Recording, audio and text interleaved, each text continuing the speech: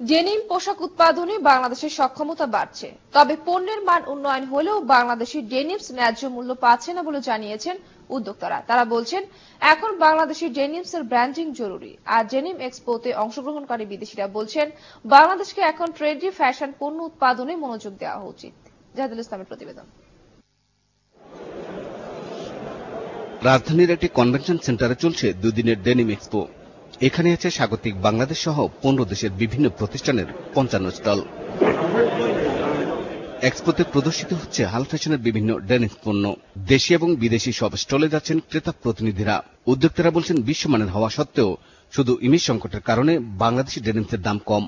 যে ফ্যাব্রিকটা তারা তার কাছ থেকে $6 কিনতে, $6 কিনতেছে, সেম ফ্যাব্রিক যদি আপনি তাকে অফার করেন, সে আপনাকে $2.5 বা ম্যাক্সিমাম $3 দিবে। সে আপনাকে ইভেন $4 দিবে, কারণ তার মাইন্ডসেট যে বাংলাদেশে সবকিছু সস্তা, অথবা আমি কাপড়টা সস্তা পাই। এটাকে আমাদের break down, that is the challenge. For value addition, mid range কোয়ালিটির জন্য, কোয়ান্টিটির জন্য, বিগ কোয়ান্টিটির জন্য we can offer the best possible sharp possible price. সেজন্য বায়াররা আসছেন। বিদেশিরা বলছেন, খুব কম সময়ে ডেনিমস উৎপাদন বাড়িয়ে সক্ষমতা প্রমাণ করেছে বাংলাদেশ। তবে এর কাঁচামাল এখনো আমদানি নির্ভর। তাদের মতে, হাল ফ্যাশন সচেতনতা আর ক্রেতার সাথে সরাসরি ও নিয়মিত যোগাযোগ রাখলে বাংলাদেশি ডেনিমসের বাজার বাড়বে। ইউরোপ এবং আমেরিকা থেকে দূরত্ব বেশি হওয়া বাংলাদেশ ডেনিমস রপ্তানিতে কিছুটা ক্ষতির মুখে পড়ছে, আর এর সুবিধাই নিচ্ছে তুরস্ক সহ বেশ কিছু দেশ। তাই ডেনিমসে ভালো করলে চলবে না, ক্রেতা আকর্ষণে বাংলাদেশকে এখন ফ্যাশনও মনোযোগ দিতে হবে। বাংলাদেশ ডেনিমসে ভালো করছে, তবে এর সব কাঁচামালই আমদানি নির্ভর। তারপরও পোশাকের মতো অনেক বিদেশি ক্রেতার নজর এখন বাংলাদেশি ডেনিমসে।